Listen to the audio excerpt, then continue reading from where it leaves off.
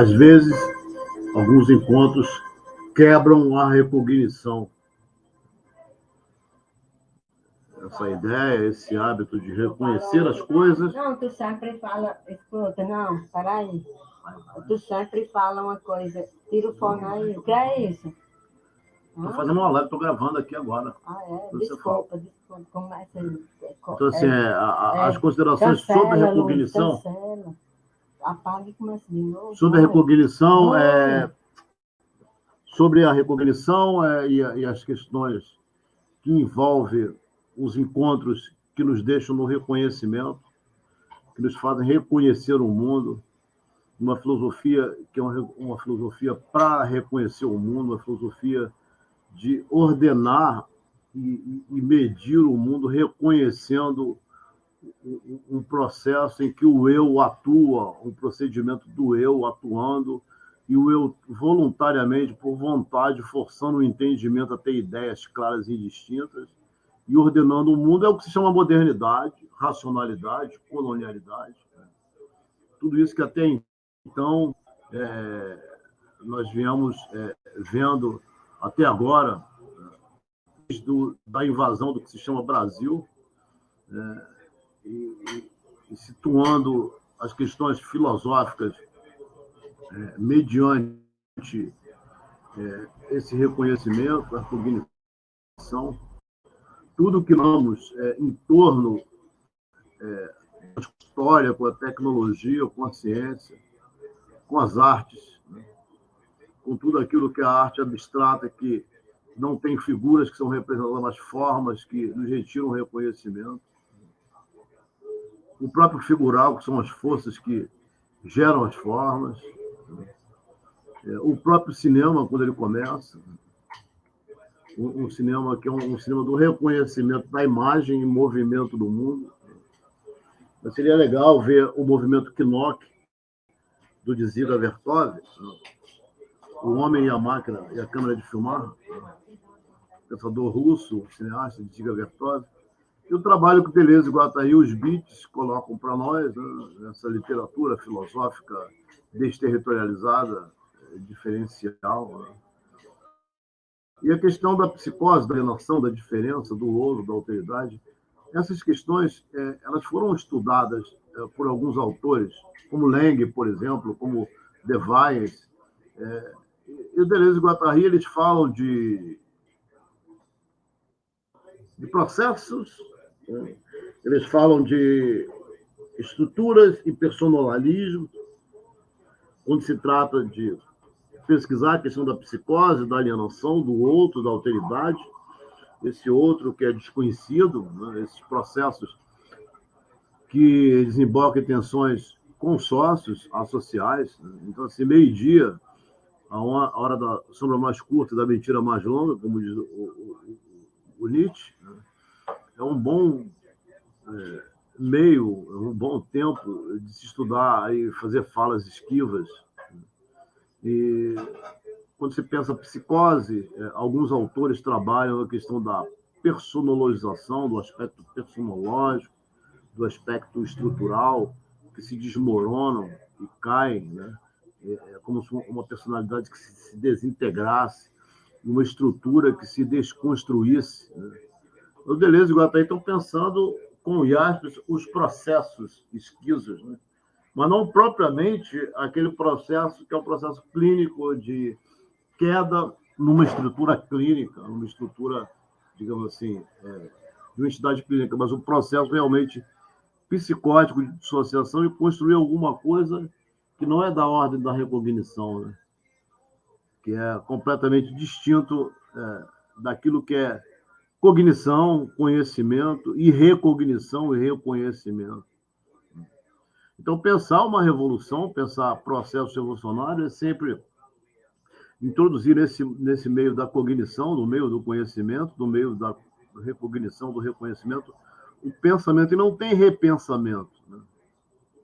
Você tem ressentidos, você tem aqueles que são propagadores de ressentimento, de má consciência, como retorno da investida dos ressentimentos, mas Deleuze e Guattari estão propondo para nós assim, entender o que eles estão fazendo é um processo de escritura, de escrita, desterritorializada, e aqui eles pegam Karl Marx, né, e trabalham essa questão da industrialização das indústrias termonucleares, e como é que as artes aparecem no meio, destituindo a recognição.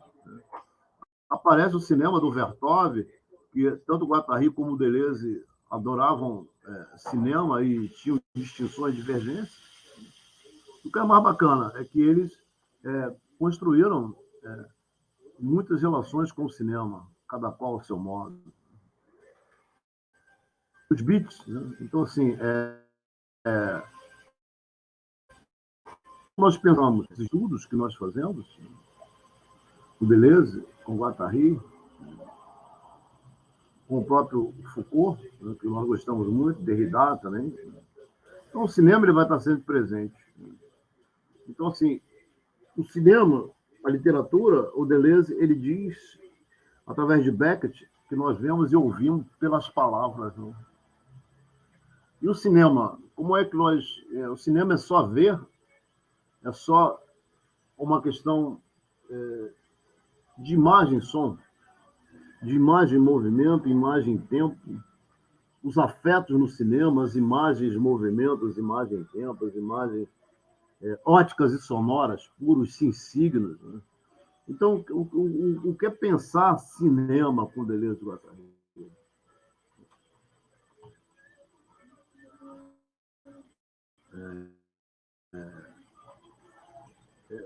Contemporâneo, e pode você encontrar pensadores que tenham ação com o cinema. Guattari, que são questões que envolvem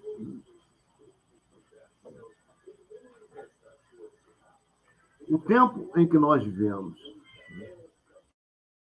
o tempo que nós estamos atuando. Então, o que seria próprio de uma imagem tempo, né? De uma imagem que ela seria algo que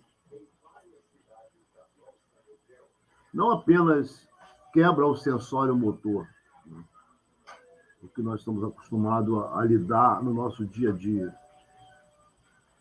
Mas é como pensar que Deleuze e Guattari eles trazem um campo de questionamento que não se reduz a uma lógica, digamos, fantasmagórica, né?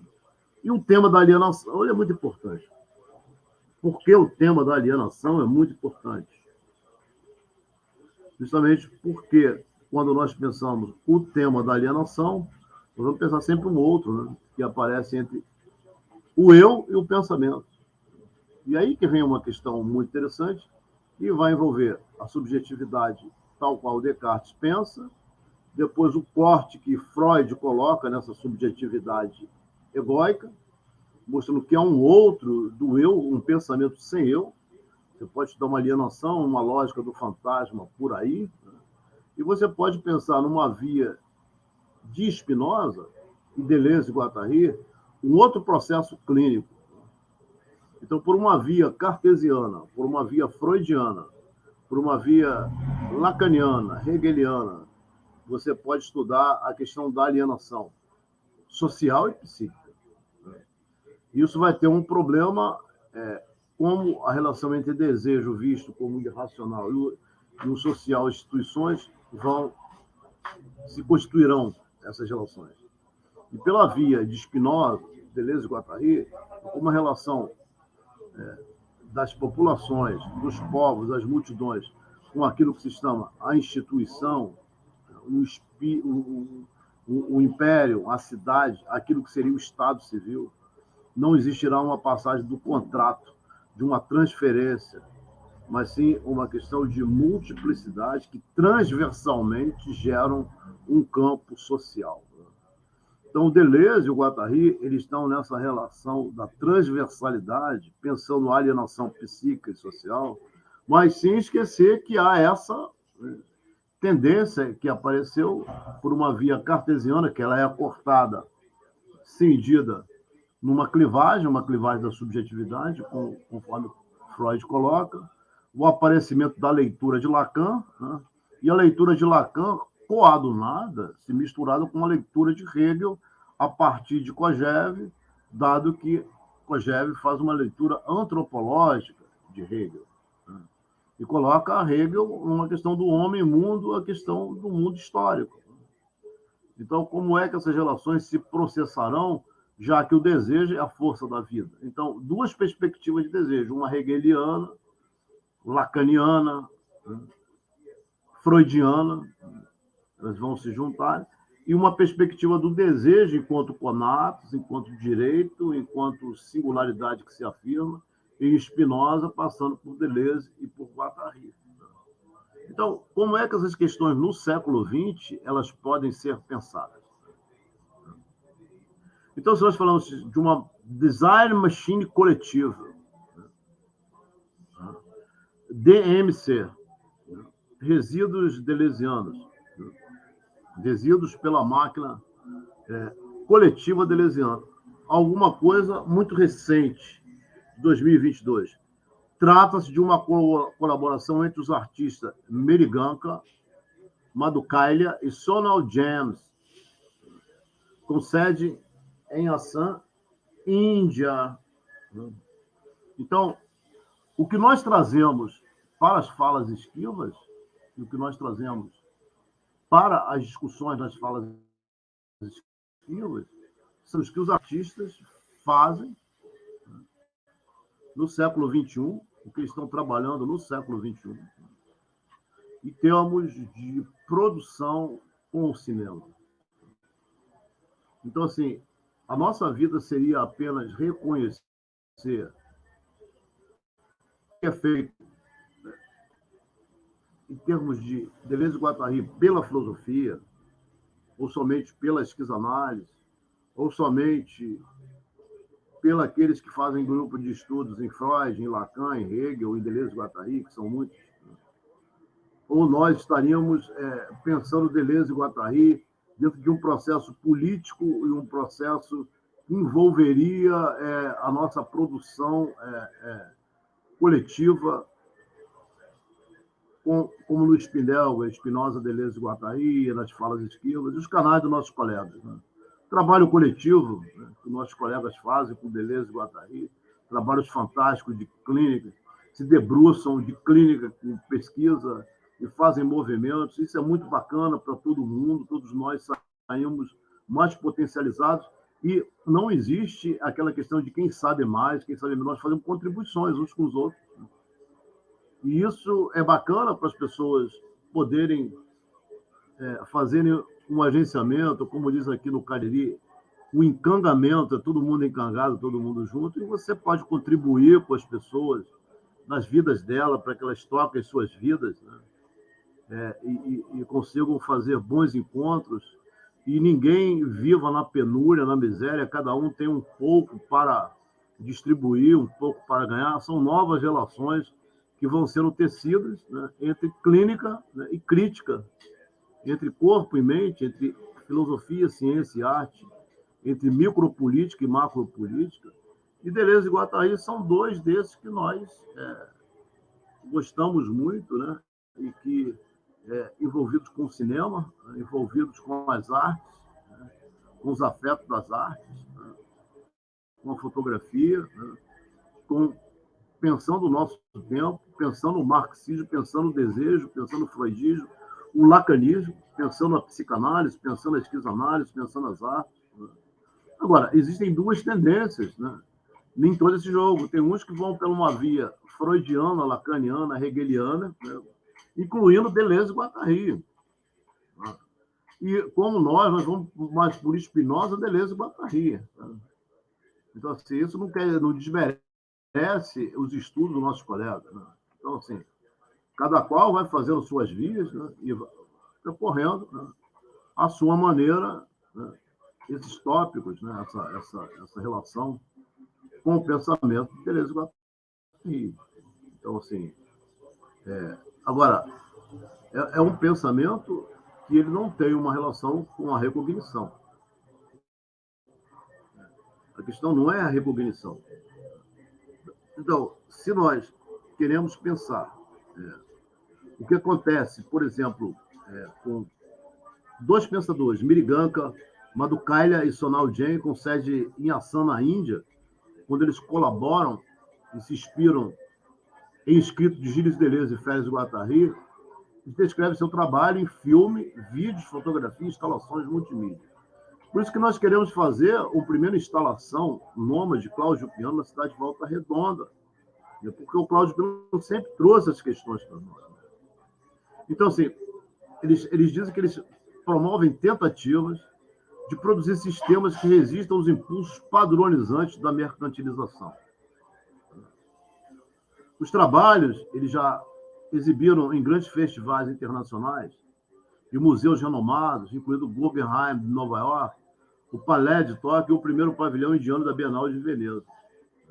Então, eles têm um filme chamado Resíduo, Resíduo, que é um filme de 39 minutos, rodado em uma usina termoelétrica redundante, nos arredores da cidade de Guwahati, numa área cercada por densas florestas tropicais e repleta de história mítica. Nas palavras do próprio DMC, Máquina Desejante Coletiva, o filme é uma reflexão sobre siglos construídos que jamais poderão ser replicados ou lembrados em relação entre matéria e memória.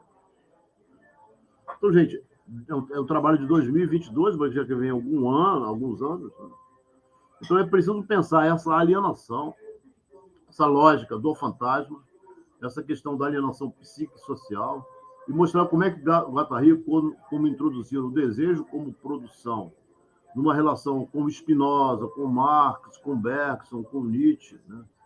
Eles promoveram novos afetos para aqueles que fazem filosofia, ciência e arte no século XX, mas enquanto entes vivos, que não são somente entes humanos, são entes na fronteira entre o humano e o não humano. Por que dissemos isso? Porque Bergson, ele diz assim, os animais resolveriam problemas que eles jamais colocam. E os homens colocam problemas que jamais conseguirão resolver.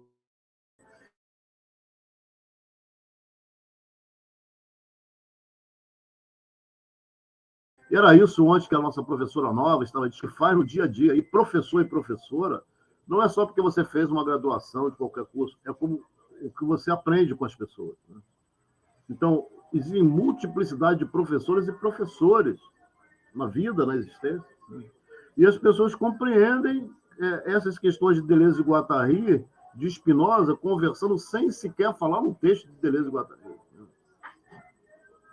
As nossas relações com os animais, né? As relações com o mundo, com os seres vivos. Se nós nos colocarmos numa posição de superioridade aos demais entes vivos, nós estamos numa perspectiva cartesiana. Nós não estamos numa perspectiva da imanência ou da univocidade do ser. A univocidade do ser, quer dizer, é um sentido expressivo para tudo aquilo que existe, para tudo aquilo que se afirma na existência. Os grilos cantando, os louva-a-Deus, os lagartos que aparecem, os milhos que brotam, os pintinhos que nasceram, as pessoas que estão na rua, mas o ente humano ele vive desmatando, queimando, destruindo tudo, poluindo, é o chorume invadindo o solo, é os caras querendo invadir o quartel, batendo cabeça na parede, queimando o pneu, pegando carona para a brisa de caminhão. Isso aí é o quê? Um animal, ele tem que rir.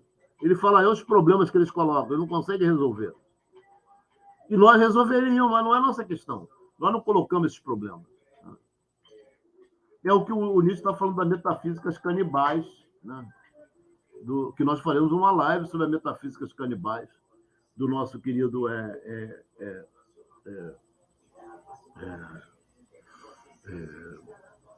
Eduardo Viveiro de Castro. Né? Então, como é que se pensa essa questão de você fazer alguma coisa que é coletiva, alguma coisa que você pode tratar, né, desse pensamento de um modo amplo e um modo que todos possam usufruir? É essa DMC. Né? DMC, Design Machine Collective, Índia, Sul. Em resíduo, a fachada da fábrica é dominada por um tom sombrio de marrom. Por que nós estamos narrando e falando em voz alta aqui, né, nossas pesquisas? Porque o Deleuze e Guattari, né, e a relação deles com a literatura é impressionante. E nós vemos e nós ouvimos através das palavras. Então, como é muito importante pensar essa relação que se dá entre o pensamento, entre a linguagem, e, de repente, você vê que você recebeu livros de colega seu que chegam, de repente, para você, como o livro do Carlos Nigro, que, de repente, ele vai chegando, ele vai sobrevoando, ele vai chegando em algum lugar, e, de repente, ele vai passando, e você vai vendo o livro do Carlos Nigro aparecer.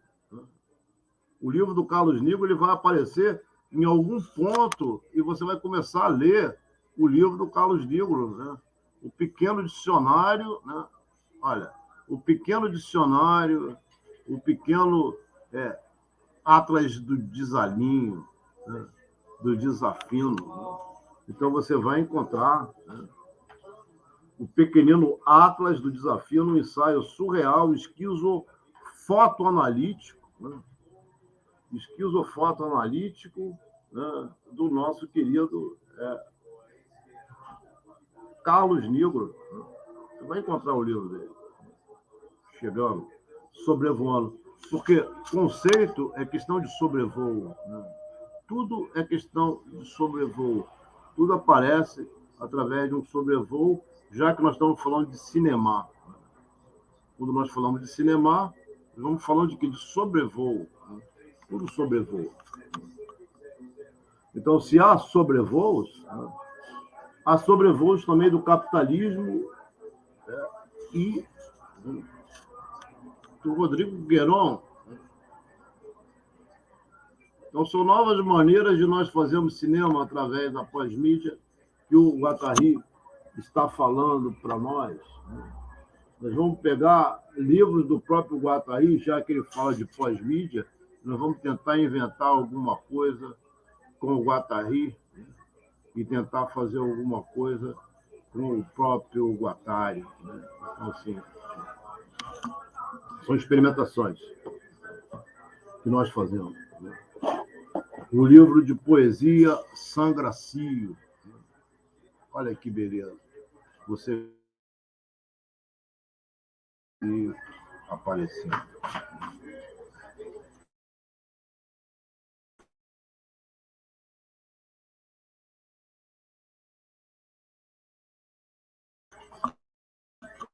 Então, tudo.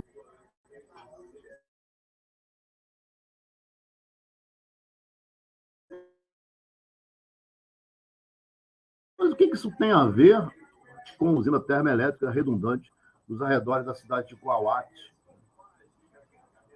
Então, quem já viu o resíduo, né, nós estamos repetindo alguma coisa aqui, sendo repetitivo, mas quem não viu o resíduo, né, vai justamente gostar do filme, né, de ver uma usina termoelétrica na Índia.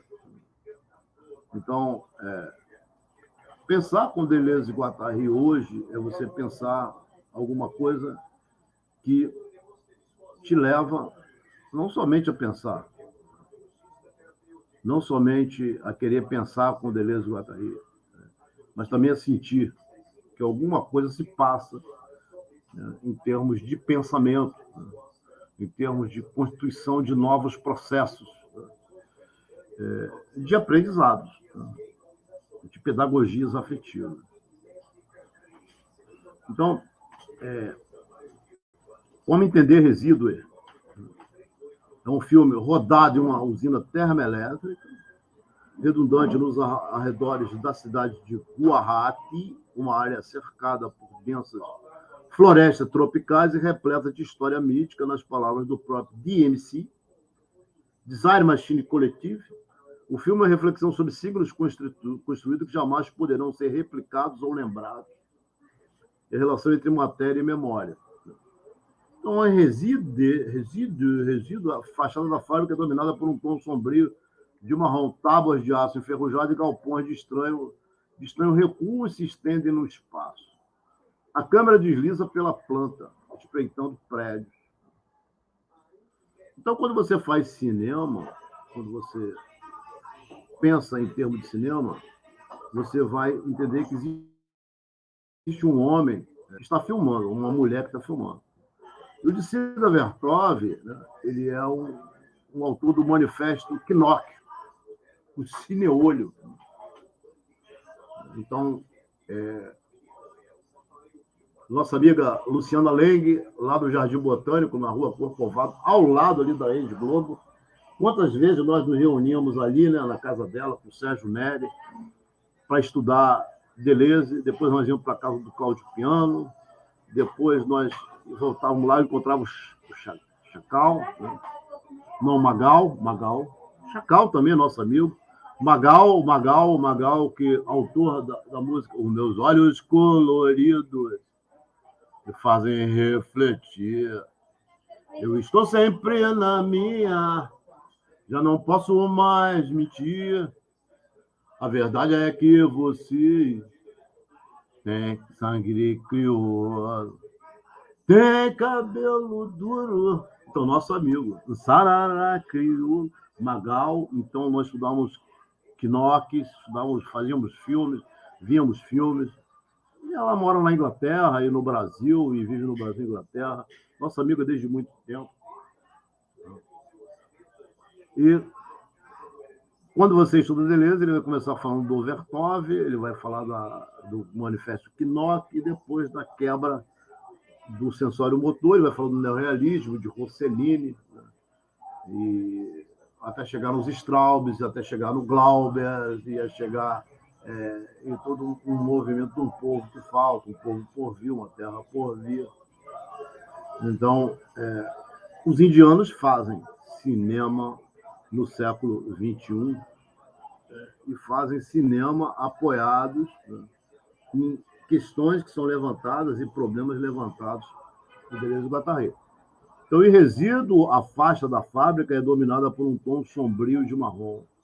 Tábuas de aço enferrujadas e galpões de estanho recuam e se estendem no espaço. A câmera desliza pela planta, espreitando prédios imponentes, estruturas corrugadas, conjugadas. A estrutura é muitas vezes fragmentada por peças de máquinas que se intrometem nela, uma mistura de fios, pilares e válvulas. Olha, nós temos experiência de indústria.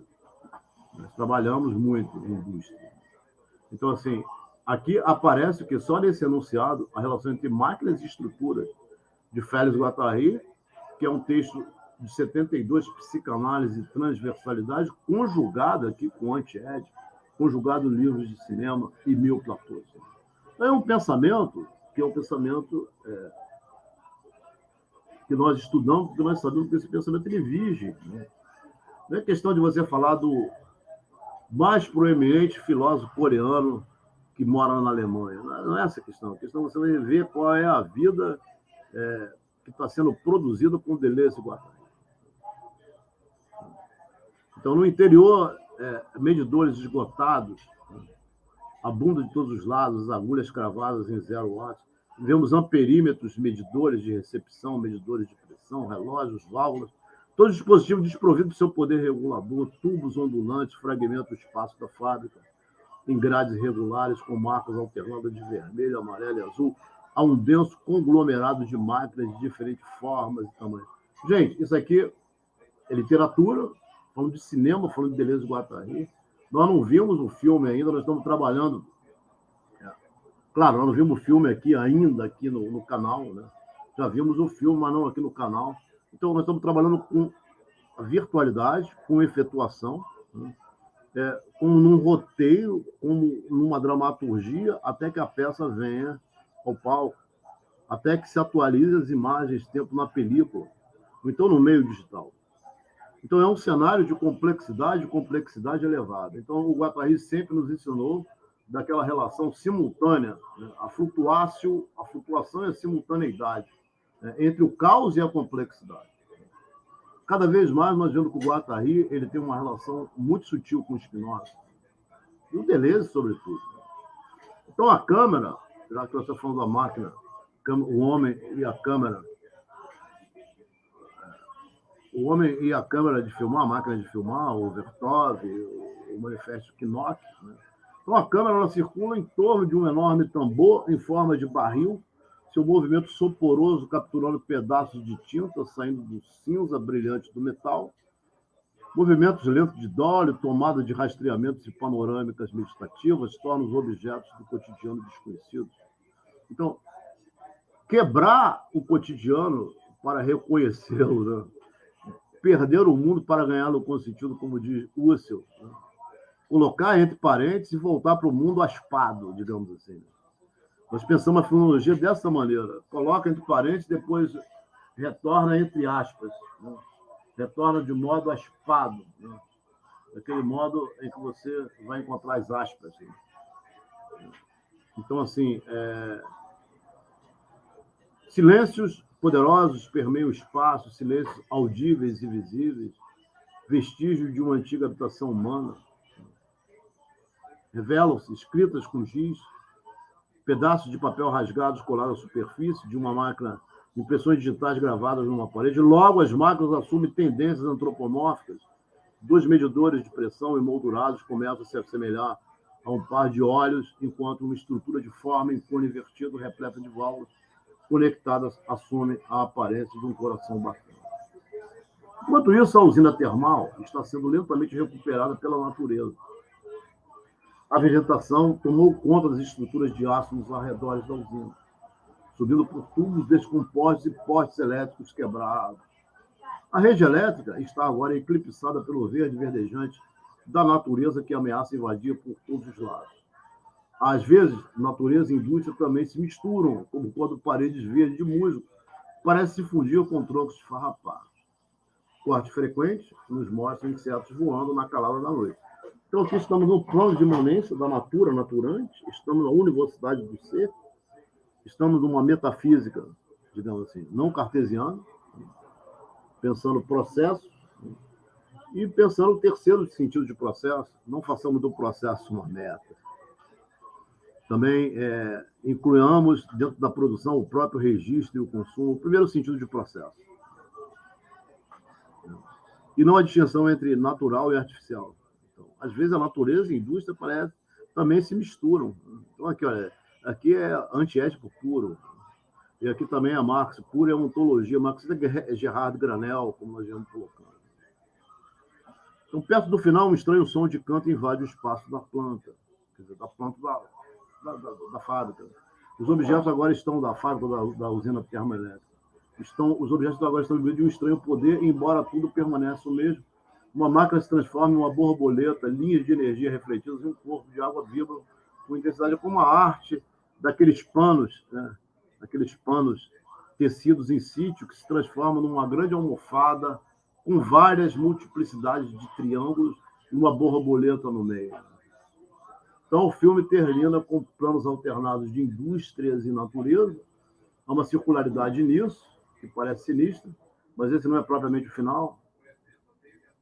O final, o final é o começo do filme. Então, devido ao DMC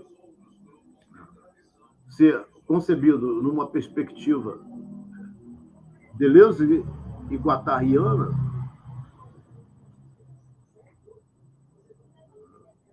esse filme eles vão sempre nos colocar em espreita, né, em relação àquilo que são os perceptos, os afetos, os conceitos, as variações de tempo, de som, né, e a própria esquizoanálise. Tudo isso não deixa de ser o antiético do meu Platão. Então, se nós entendermos via Bergson, bem português, bem brasileiro, Bergson, São Bergson. Então, a percepção ela é sempre de natureza subtrativa, guiada por um esquema sensório-motor que orienta a percepção e ação. Não há um modo de você pensar a percepção desvinculada de ação. E tudo isso implica as necessidades da vida. Vamos trazer uma expressão husserliana, um conceito husserliano, daquele filósofo que sempre vê tudo entre aspas, né? Coloca entre parênteses para vê-las entre aspas e devolvê-las às espadas, né? Ou seja, o mundo da vida é o mundo em que a nossa relação ela é vínculo entre percepção e ação, com variações de afecções. Então, percebamos a coisa, menos aquilo que não nos interessa como função de nossas necessidades. Como diz o Deleuze no Cinema 1, ou seja, quebrar a recognição. A coisa em si é uma imagem virtual, cuja percepção pragmática, reflexo da imagem viva, exige uma atualização daqueles aspectos que nos interessam imediatamente. Em certo sentido, então, a imagem e percepção está nas coisas, nas próprias imagens luminosas.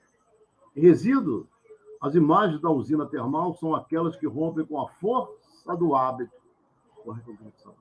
Os preconceitos de senso comum sobre o funcionamento de uma fábrica são interrompidos por sua incorporação espectral. Tem a aparência de uma usina termal. Então, como pensar Deleuze, Guattari, pensar alienação, psicose, sem fazermos uma mescla, uma mesclagem, para que tenhamos assinaturas e produções fantásticas entre Deleuze e Guattari. Então, como produzir assinaturas afetivas em que você vai mostrar seu trabalho com Deleuze, com Guattari, com Marx, com o resíduo, com a DMC, Design Machine Coletivo, as máquinas desejantes coletivas, e pegar um trabalho de cinema feito para quebrar com a recognição, quebrar com as aspas, ou devolver as aspas de um modo muito bacana, né? E ver como o cinema do Dziga Vertov, ele, de uma certa maneira, ele se encontra nesse processo da diferença, né? E como é que Dziga Vertov, ele, com seu cine-olho, ele está fazendo um resíduo. Nada mais é do que um resíduo, o resíduos, né? Em resíduo, as imagens da usina termal são aquelas que rompem com a força do hábito. Nossos preconceitos de senso comum sobre o funcionamento de uma fábrica são interrompidos por sua incorporação espectral. Tem a aparência de uma usina termal, mas não há nenhuma função imediata que possa ser atribuída às suas partes. Então, a percepção que falha em reconhecer e classificar o objeto em questão. Os medidores de energia estão constantemente esgotados.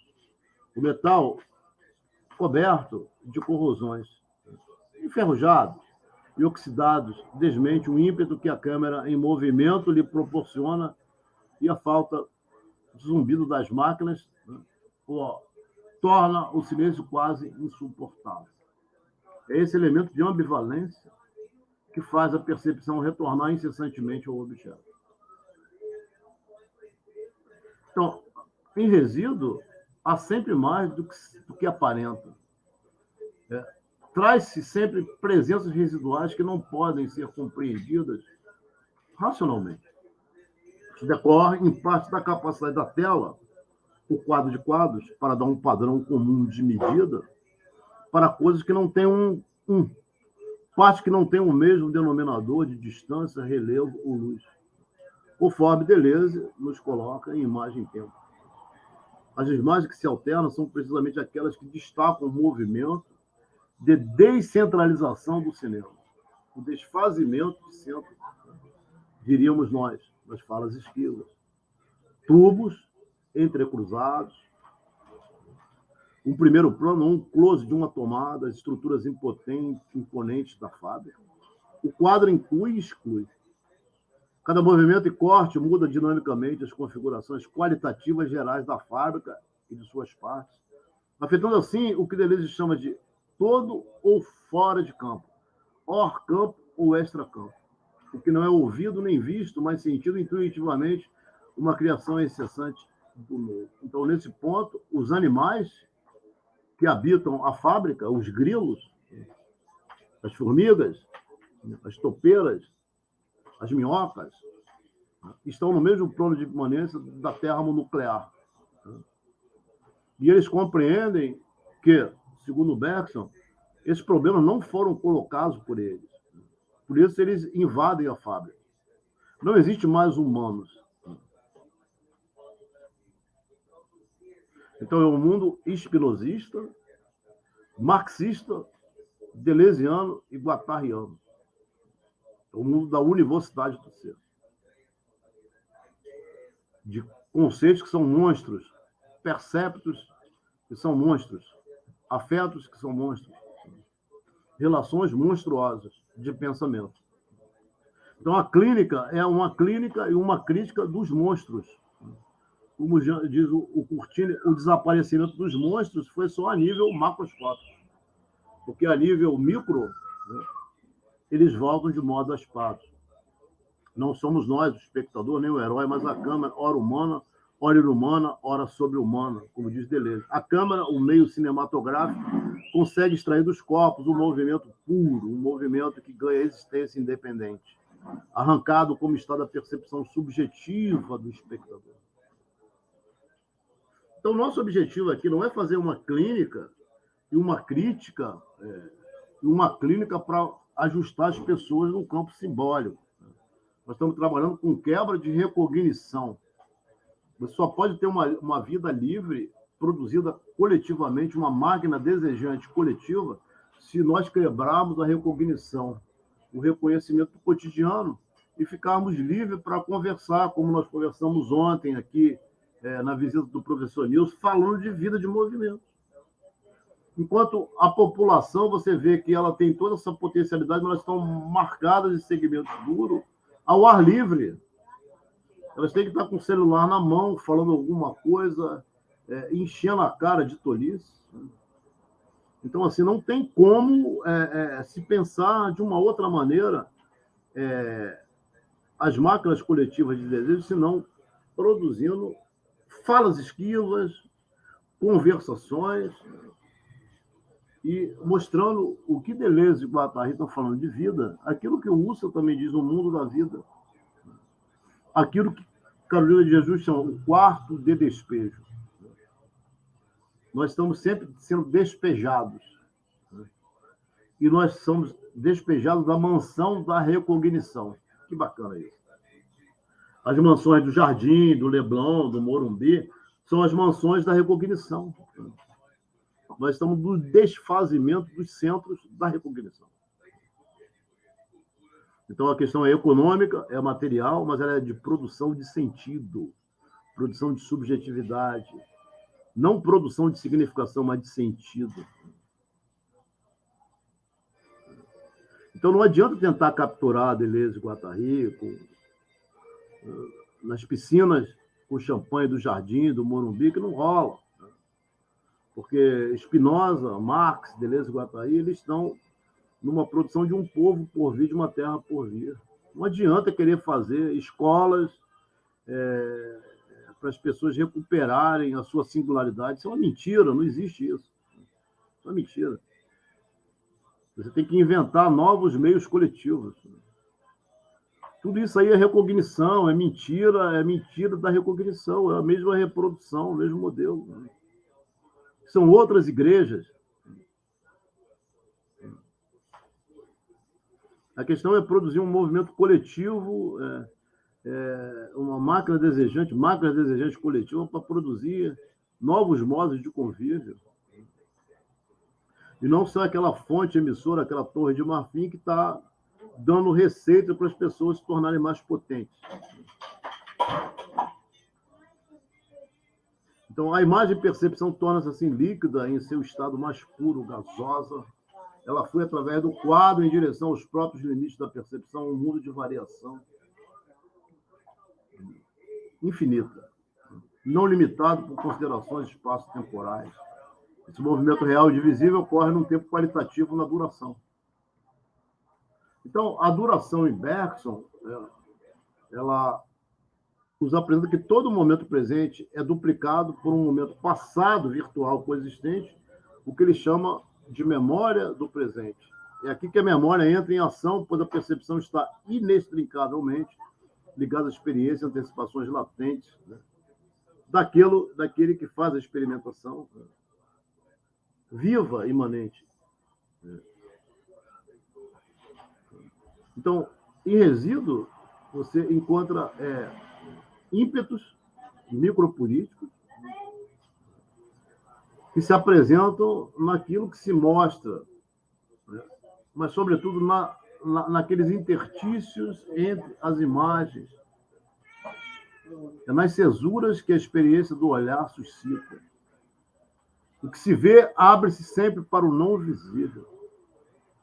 A central termonuclear, outrora presumivelmente ativa e produtiva, encontra-se agora abandonada e sem vida, um espaço morto de abandono que pertence ao passado. Máquinas de todas as formas e tamanhos abundam dentro das instalações da fábrica. O mesmo acontece com os medidores de energia e relógios, dispositivos reguladores que não têm mais uma função a desempenhar.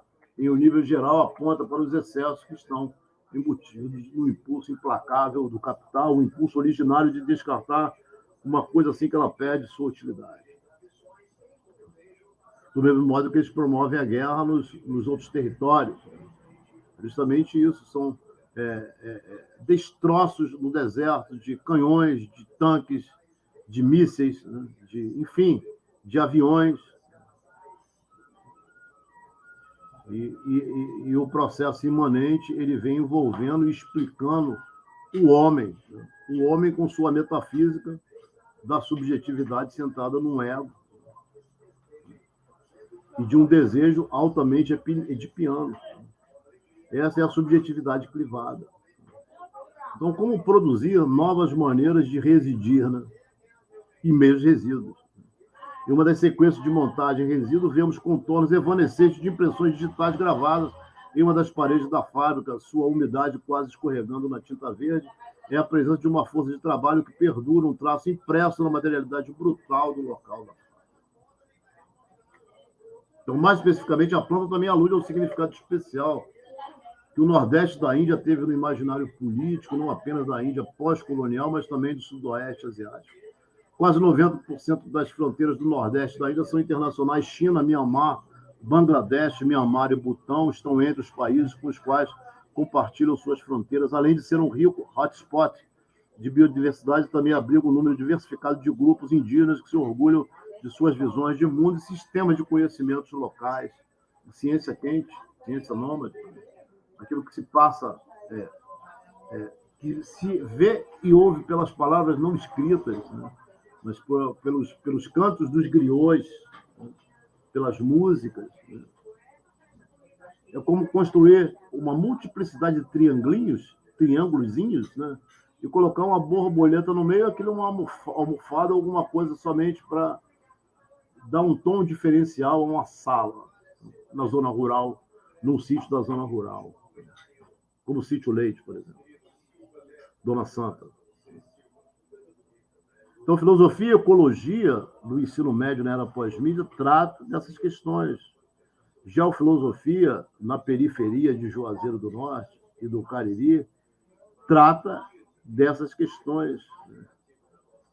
Então, resíduo, né, mostra, ao mesmo tempo, essa tensão, esse conflito entre centro e periferia, esse desfazimento dos centros. O que nós vemos no mundo, na política hoje, é a permanência de um centro, seja ele o centro da Terra, o centro do Sol, o centro de qualquer lugar, o heliocentrismo, a contra-revolução ptolomaica ou a revolução copernicana, implica sempre o centro. Então, uma revolução que ela desfaça o centro, desfazimento dos centros. E desfazimento do centro é a mesma coisa que desfazimento da recognição.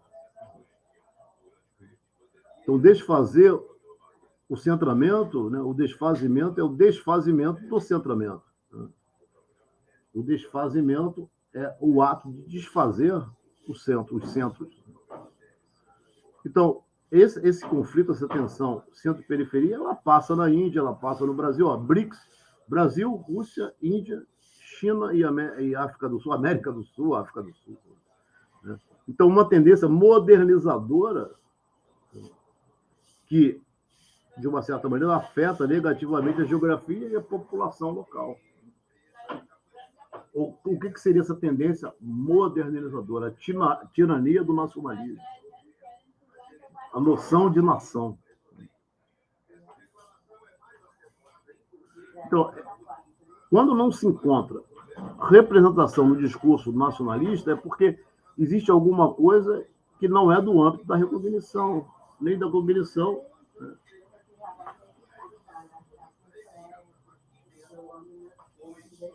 Então, a Índia, com seu Nordeste, como o Nordeste brasileiro, rico em recursos frequentemente,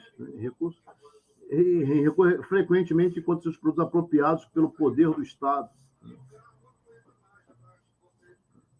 Então, os autores da DMC, que trabalham, compõem a DMC, o Miriganka e Sonal, eles observam que quase 166 barragens estavam programadas para serem construídas na região nordeste da Índia para fornecer energia aos cinturões industriais no norte da Índia, tudo em nome de atividade de desenvolvimento. Então, a central térmica e resíduo maliciosamente usados e descartados talvez aponte para essa tensão subjacente da colonização que foi vivenciada de forma aguda, um lugar desprovido de autonomia funcional, ou melhor, cuja posição histórica foi reprimida. Então, assim,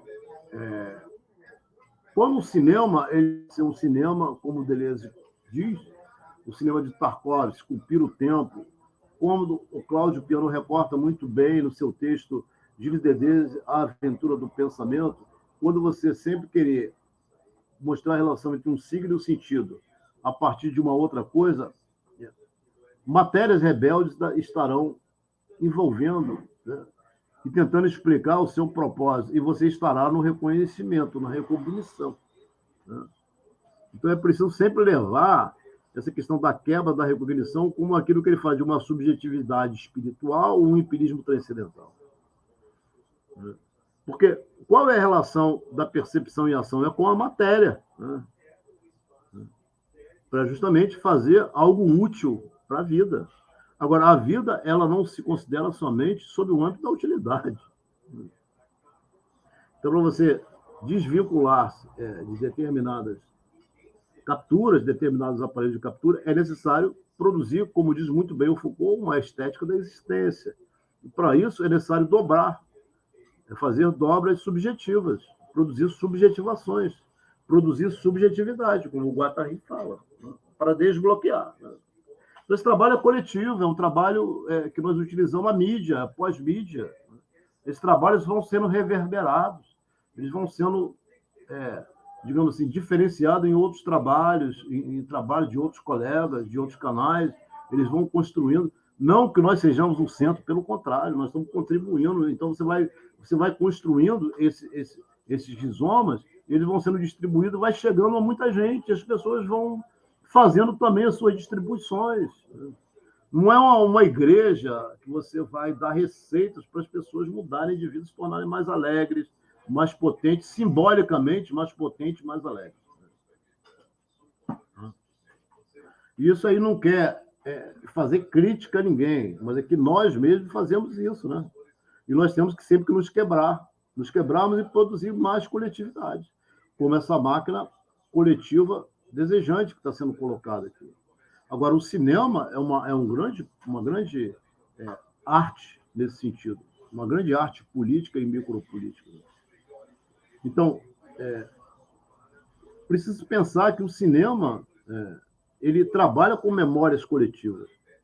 Agora, essa memória coletiva ela não é a memória somente de Halbach, Maurice Halbach, nós estudamos muito em fundamentos da memória social e ética profissional da informação no nosso mestrado profissional de bioteconomia, e agora nós vamos entrar nós temos o mestrado profissional de filosofia e vamos conquistar o acadêmico.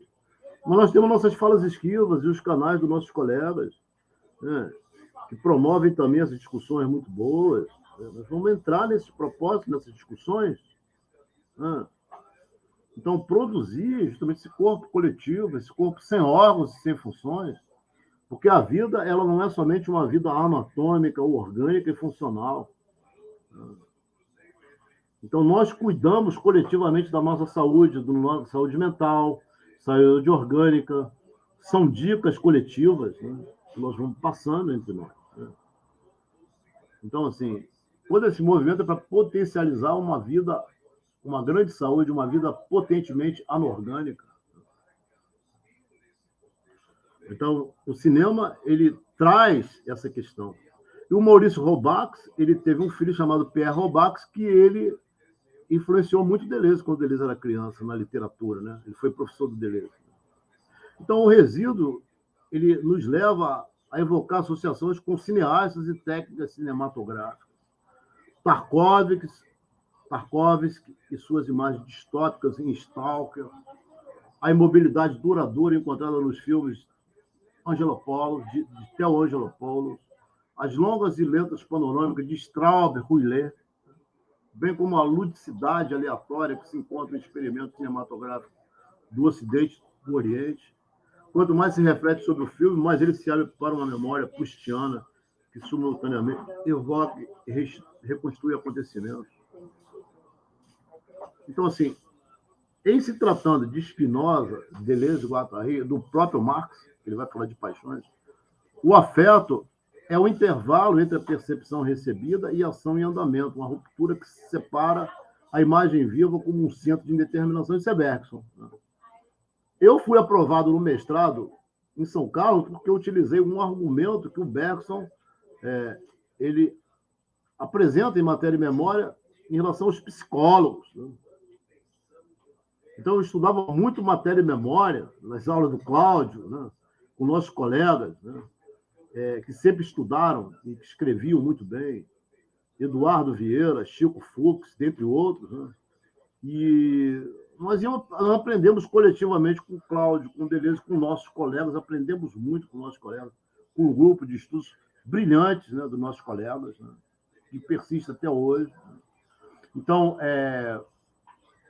e isso é bacana porque cada vez mais prolifera, e o governo Lula ele vai abrir essas perspectivas para que esses cursos eles realmente tenham trânsito livre nos centros culturais, nos descentramentos culturais, né, nas periferias, que as pessoas possam viver, né, e ter assim, as suas condições garantidas de pesquisa. Precisa estar numa universidade, para você fazer um trabalho bacana, ou então numa universidade pública ou numa privada, você pode propor um projeto de um curso livre num local onde se pensa, onde se produz arte. Isso é muito bacana. A gente só temos a ganhar. Então, o Deleuze ele vai mostrar, né, que essa percepção é sempre sentida em conjunto, quando o Bergson a expõe, com uma sensação corporal que a complementa. As imagens afetivas são, pois, aquelas que registram o nível das forças virtuais à espera de uma atualização, a qualidade de uma possível sensação, de um afeto ou ideia. Então, o Deleuze ele não cansa de citar Bergson, o que o Bergson chama de afeto, como uma espécie de tendência motora em um nervo sensível, um esforço motor em uma placa receptiva imobilizada. Então, assim, algo na minha vida que é muito interessante, que eu fiz um mestrado em Bergson, com o professor Bento Prado Júnior. Nós utilizamos o Bergson, o bergsonismo do Deleuze e o texto do professor Bento Prado Júnior, Presença e Campo Transcendental, Consciência e Negatividade, Bergson. E o argumento que nós utilizamos para nós passarmos foi o argumento do Bergson, para mostrar que a percepção extensa ela não é constituída de mínimas pontuais inextensos, e sim um vínculo entre percepção e ação. E aí nós conseguimos entrar, e tinha muita gente, viu? E nós conseguimos passar. Então, o famoso esquema deleuziano, né? A imagem, a ficção é o plano, o primeiro plano é o close-up, e o close-up é o rosto, né? Invoca a noção de que o close-up, até o Antonioni tem esse filme, né, que aparece Jeff Beck tocando, né? Invoca a noção de que The Animals, de que o close-up abstrai o rosto de suas coordenadas de senso comum, quer dizer, da recognição. entregando-a de uma heterogeneidade que sempre possuiu. Close-up facializa na medida em que descontextualiza uma entidade concreta e dela extrai uma qualidade pura, uma intensidade que existe em si para si. É desvincular o sensório motor, o rosto desvinculado. Você toma um susto. Às vezes você encontra alguém na rua, você toma um susto. Às vezes você passa por um colega seu e você não reconhece. Aquele rosto muda devido aos afetos que passam por ele. Ele tem a capacidade de extrair tal qualidade ou poder de qualquer objeto. Em resíduo, a câmera geralmente entra e sai aproximando-se e afastando-se dos objetos. As tomadas de rastreamento longas capturam fios e tubos enquanto conectam intricadamente uma máquina a outra. Trepadeiras sobem portes elétricos, enquanto gotas de chuva se acumulam nas paredes e escorrem em uma formação contínua, na ausência de uma narrativa de causa e efeito. Então, o fim do mundo é o desaparecimento da humanidade, que a naturante ela vai conseguir se expressar de uma maneira muito mais livre, sem constrangimento. Porque o único ente não constrangível, que não são constrangidos nada mais, é Deus. E Deus e a natureza são o mesmo, Deus se e natura. Então, um modo pretensioso que quer se colocar como império dentro do império, ou a chave, a centralidade de tudo, vai desaparecer. Né? Então, o niilismo é o desaparecimento do homem, da humanidade. Por isso que o Nietzsche falou, Ubermensch. Não é o super-homem que tem um poder infinito sobre os demais homens. Pelo contrário, é aquilo que é o desaparecimento da recognição. Então, esse humano, ele vai desaparecer. A recognição está desaparecendo lentamente, como as trepadeiras, as plantas, né? As gotas de chuva, o limo, o musgo, invadem as máquinas, né? Que, na verdade, não são máquinas, elas são estruturas de recognição. Então, a natureza, quando ela começa a produzir seus musgos em cima do estorno mecânico, das planas, das máquinas de solda, ela está justamente quebrando a recognição. É o mesmo movimento que Deleuze e Guattari estão fazendo nessa subjetividade, nessa lógica do fantasma. A lógica do fantasma, ela é a clínica da recognição lacaniana, essa clínica psicanalista, ela é essa usina termonuclear, né? Em que as máquinas não são máquinas, são estruturas enferrujadas.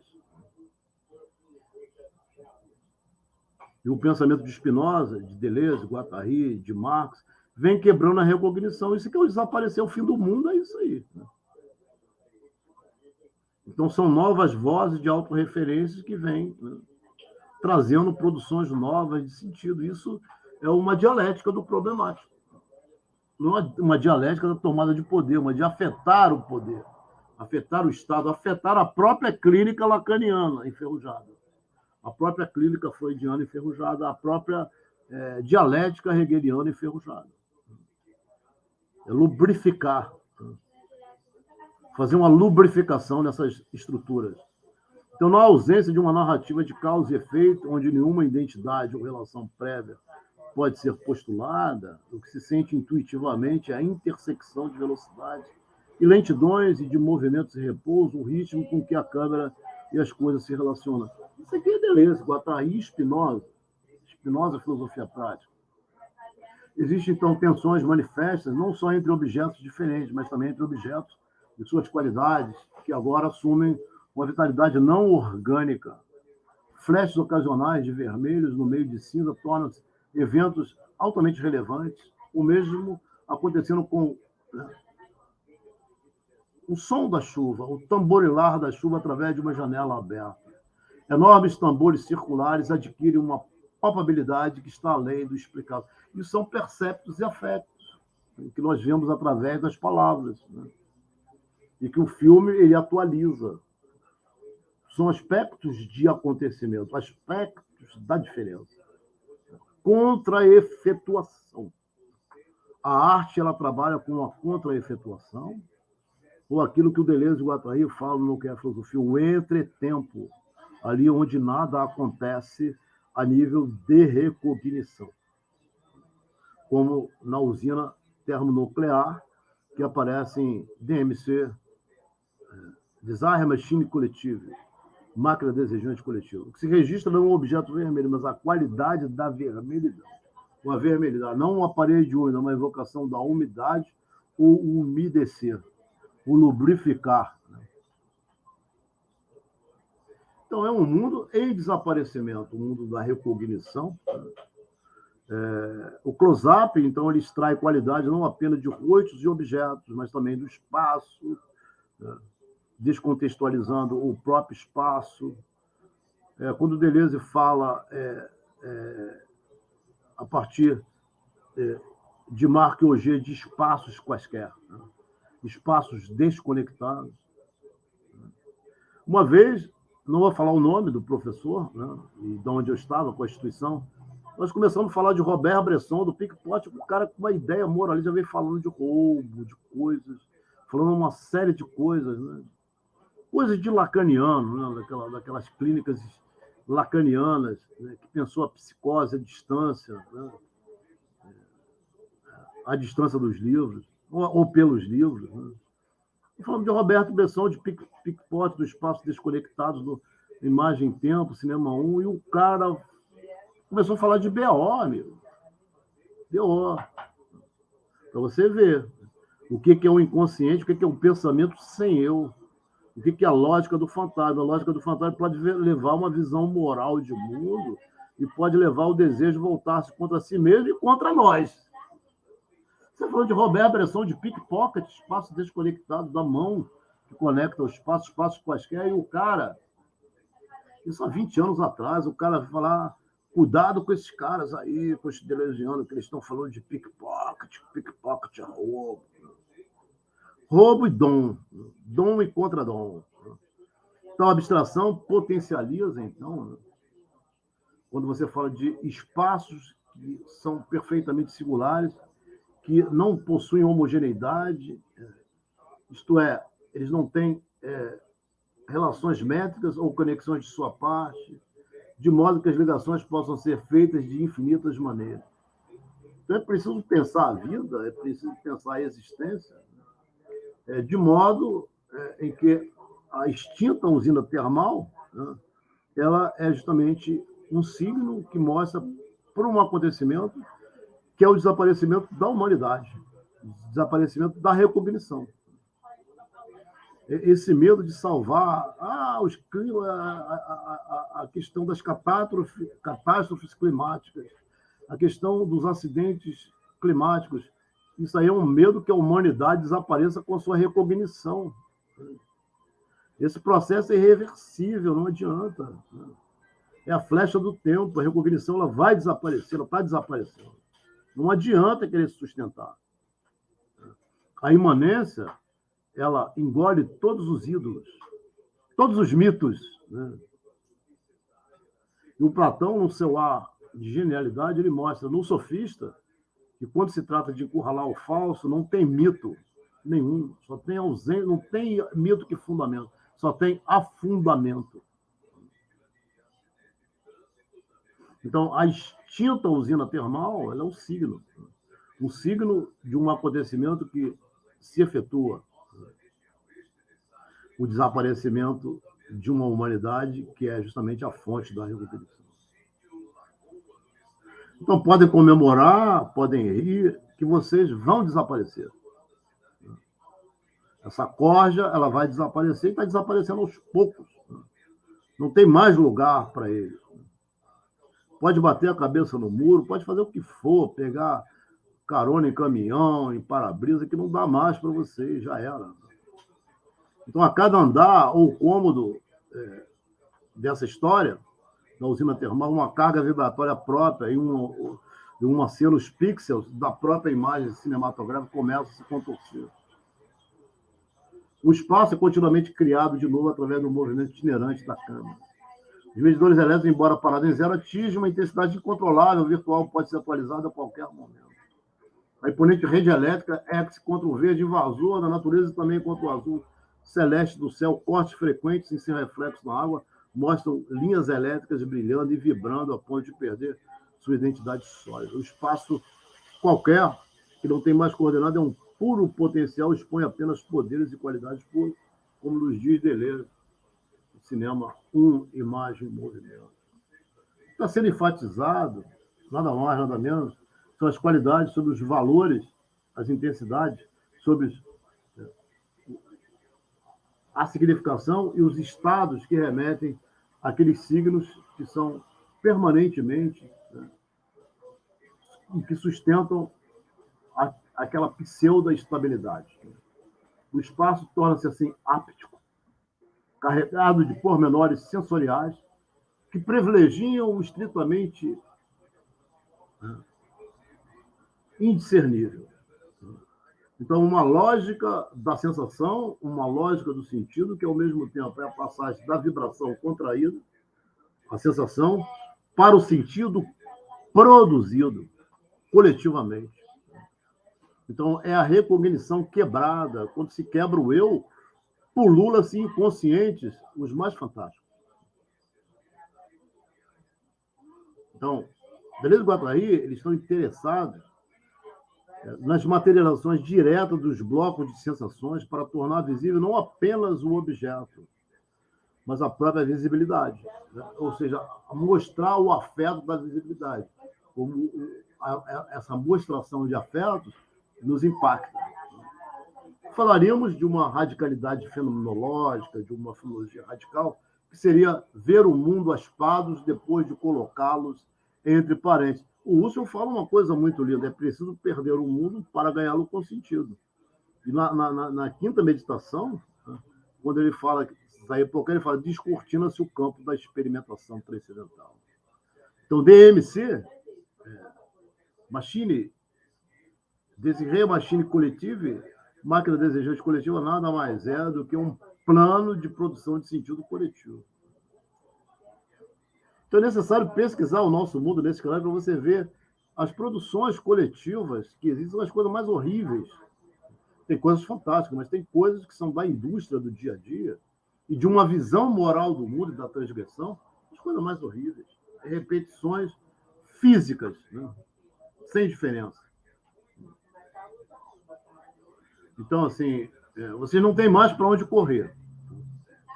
A recognição, ela está desaparecendo e vai desaparecendo. Então, vocês decidam se vocês querem continuar cultuando a recognição ou se vocês querem entrar no pensamento, no afeto, entender a afecção entre a percepção e a afecção, estudar Bergson, Deleuze, Spinoza, Guattari, e ver que Marx ele faz uma lógica do sensível.